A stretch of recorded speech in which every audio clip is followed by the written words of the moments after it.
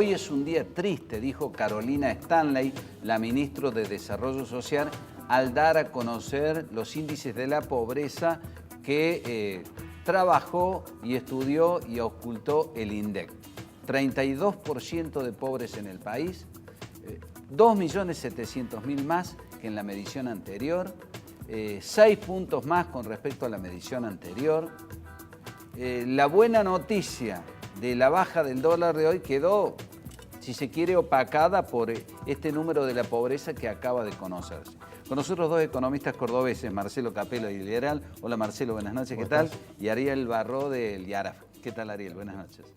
Bueno, de pobreza no sorprende, ya había medido la UCA y se esperaba lamentablemente algo así, ¿no? Se esperaba 31-32% bajo la línea de pobreza y está ligado al dólar, ¿no? Fíjate que la mayor tasa de pobreza fue en el 2002, que superó el 50%, que había subido muchísimo el dólar ese año, había subido 250% el dólar entre el 2001 y el 2002. Sube el dólar, suben los precios minoristas, los salarios suben menos que los minoristas y pasa más gente a estar en la pobreza, o sea, a no alcanzar el nivel de ingresos por el cual se fija quienes están en la línea debajo de la línea de pobreza. El año pasado subió de nuevo el dólar. Seguramente eso llevó a que, como decía recién, casi 3 millones de personas se hayan sumado a ese grupo de la población que están debajo de la línea de pobreza. O sea, tiene que ver con la macroeconomía mucho, los cambios abruptos de la macroeconomía llevar también a que la pobreza se incremente, ¿no? Ya lo hemos visto varias veces en Argentina. Ariel, vivimos una semana complicada, el dólar pisó prácticamente los 45 pesos, hoy bajó un poco. ¿Vos entendés que esto se debe a los mercados emergentes o hay un problema local de confianza de fondo? Bueno, seguramente hay una combinación de factores. La situación de los mercados emergentes, la fortaleza del dólar en todo el mundo nos pega un poco más. Tenemos una tasa de depreciación del peso un poco más elevada que el resto, porque se le suma a que somos una economía emergente, que tenemos nuestra historia económica muy puntual al respecto. Se le suman las incertidumbres políticas de este año y se le suma los números de la economía que no son suficientes para generar una determinada confianza de los inversores a nivel agregado, pero tampoco del público, digamos, minorista.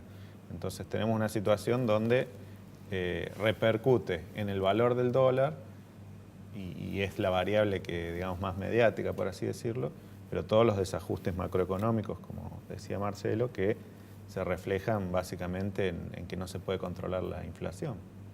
¿Qué cosas a criterio de ustedes no se hicieron bien? ¿Cerró el diagnóstico? ¿No se fue a fondo al principio? Cuando se llega a situaciones como la del año pasado y que todavía perduran, son cosas que no se hicieron bien en muchos años, en el caso de Argentina. Del gobierno de Macri y del anterior, yo creo que el mayor problema se generó del 2011 al 2015, no hace falta repasarlos.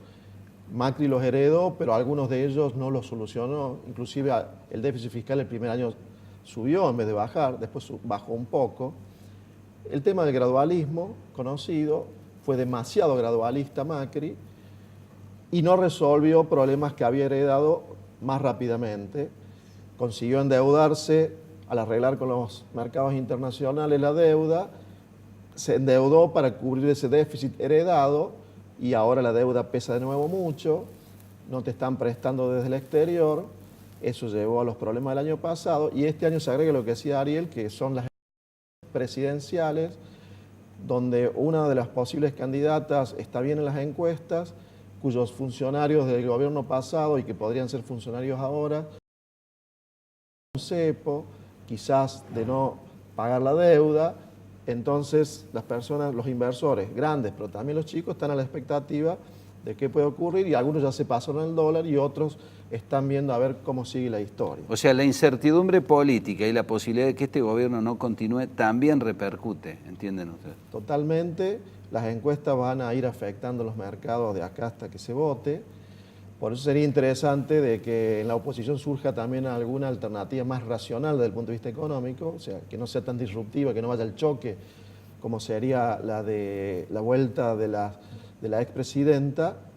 Eso haría una gran contribución al país si el peronismo genera alguna otra alternativa que no choque tanto con la visión que tienen los mercados sobre lo que hay que hacer en Argentina. Ariel, ¿cómo lo ves vos?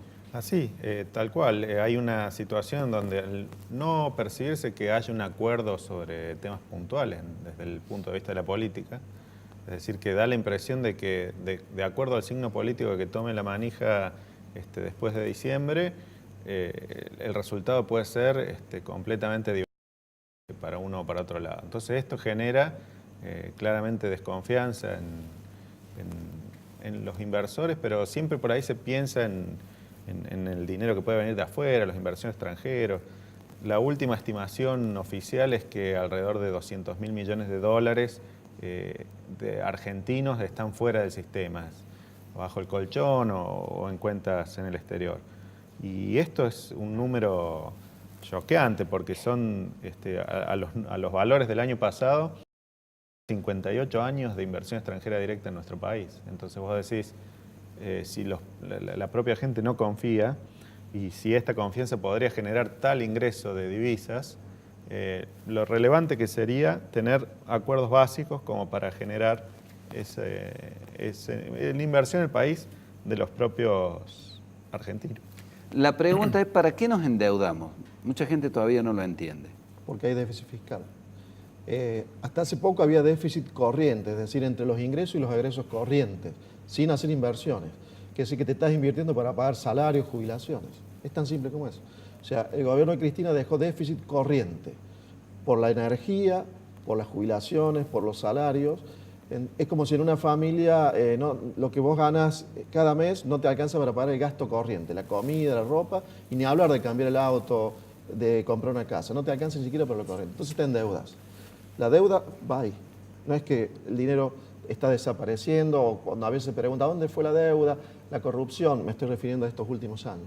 Está yendo a pagar jubilaciones, salarios. Ahora, el gobierno, presa de su debilidad, si bien criticó mucho los desmanejos del gobierno anterior, en cuanto a planes y asistencialismo, no ha cambiado mucho el eje, ¿no?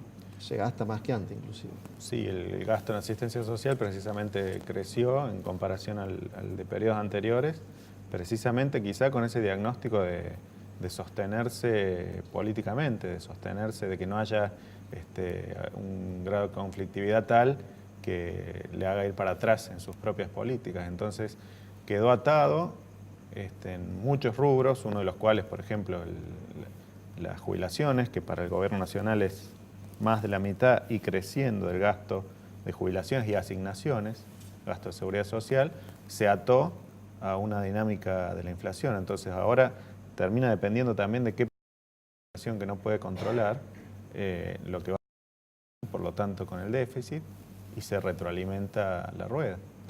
Hoy, ¿qué poder de maniobra o de decisión tiene el equipo económico frente a este acuerdo del Fondo Monetario? Eso es parte de los problemas de este año, que si bien sin la ayuda del fondo el año pasado probablemente hubiésemos caído en default, pero ahora hay un plan acordado con el fondo y yo creo que en el Fondo Monetario no es un problema de ahora, sino de siempre. No entienden bien cómo funciona Argentina, que es una economía muy particular. La cabeza de los argentinos está golpeado por décadas de estafas que vienen de malas políticas que terminan después en alguna estafa, le hace corralito, plan Bones, lo que sea. Y eso juega mucho. Entonces hay un año con elecciones y toda la gente está expectante con qué puede pasar. Por eso hubiese sido importante que en el plan monetario actual y cambiario, donde se ha fijado una banda de flotación, que en este momento estaría entre cerca de 31 pesos para el dólar, perdón, cerca de 39 pesos y 51 pesos, que sea mucho más angosta. Si hubiese sido una franja de la mitad del nivel al cual la fijaron, quizás el Banco Central podría estar interviniendo, vendiendo dólares ahora a 46 pesos, por ejemplo. Entonces ya de esa situación, eso le daría un poco más de certidumbre a la gente. Y no hay un mal nivel de reservas como para salir a defender el tipo de cambio en un nivel que ya está relativamente alto. No es que vos digas, estás regalando las reservas porque el dólar está barato. No, el dólar está caro. O sea, no hace falta que siga subiendo. Es más, si sigue subiendo, tenés riesgo que se contagie mucha gente y tengas un problema mayor, ¿no? No sé si querés agregar algo de esto. No, que de todos modos estas bandas crecientes respetan lo que se espera que pase con la inflación. Entonces, en la medida que sigamos teniendo inflación, por ejemplo, el dólar, como decía Marcelo, está alto, pero en términos reales, comparados con el último valor, el último pico de octubre de 2000, está por debajo. Es decir, sigue una lógica que es la que tiene que ver con los precios. Entonces, no podemos volver permanentemente, y me parece que ya está ocurriendo, a una situación en donde el dólar quede por detrás del resto de los bienes de la economía, es decir, que quede atrasado, entre comillas, de nuevo. Obviamente, luego del gran salto que pegó el año pasado. Pero en la dinámica, lo que se ve a futuro, lo esperable es que siga creciendo en la medida que tengamos inflación. Y esto nuevamente pasa a ser un problema porque el traspaso del dólar a los precios mayoristas es concreto, y esto después se transforma en que genera quizás el nuevo incentivo a que aumente el dólar. Ahora, el remedio de las tasas no ha servido de mucho, ¿no? Porque suben la tasa y no han logrado con eso dominar el dólar, ¿no? Y cada vez que suben la tasa uno se imagina que el que tiene una pyme que está asfixiado no va a pasar ni por la puerta de un banco porque si tiene que pedir un descubierto le van a arrancar la cabeza. Bueno, ya el año pasado en algún momento la tasa de interés dólar, ¿no? Y hay que ver este año si no ocurre lo mismo en algún momento. Y eso tiene que ver con el programa con el fondo, donde básicamente la única variable que le ha quedado al Banco Central para tratar de parar el tipo de cambio es la tasa de interés. Pero parece poco para un país como Argentina en la situación relevante. Por eso, ante una nota de otro medio ayer, yo le decía que era como querer pelear contra Tyson con las manos atadas. Lo que está haciendo el Banco Central ahora, que solamente con la tasa de interés intenta parar el dólar. Y el diario no lo agregó, pero yo le había dicho además, y sin ser Nicolino Loche. Bueno, de la edad nuestra por ahí sabemos quién es Nicolino Loche. Tampoco se ha demostrado mucha cintura por parte del gobierno para manejarse en estos temas. Entonces es peligroso. Con la llegada de los dólares del campo y de los 60 millones diarios del FMI, esperemos que eso traiga calma y después volveremos a hablar más cerca de las elecciones cuando ya los dólares del campo empiecen de nuevo a escasear. Ahora, los del campo, ¿van a vender los granos, Ariel? Porque la semana pasada vendieron a 41 y esta semana vendieron a 44 y 45. Con esta lógica, yo supongo que el tipo que tiene granos los hace dormir en el silo. Es exactamente la propia variabilidad de esta política, de esta banda cambiaria, que te da que puede moverse libremente el dólar en esa banda y con pocas operaciones, con un poco monto, podemos tener subas muy grandes de un día para el otro del dólar y bajas y demás. Genera un incentivo que obviamente mata el incentivo que te puede dar la tasa de posicionarte en dólares o posicionarte en activos en dólares o activos que puedes vender en dólares, en ese sentido que tenga que ver con bienes que se pueden vender al exterior y que se pueden acopiar, en la medida que no tengan costos o el propio endeudamiento que hayan tenido que llevar a cabo para llevar a cabo esa producción, no es racional que lo liquiden, digamos, para un precio en dólares que sí prevén que en unos días más va a ser más alto. Una reflexión breve para cada uno. No son, por allí uno tiene economistas y en un país como este los hace trabajar de prestidigitadores. Y futurología es un riesgo, ¿no? Sobre todo en esta materia. Pero ¿qué se espera para los próximos meses?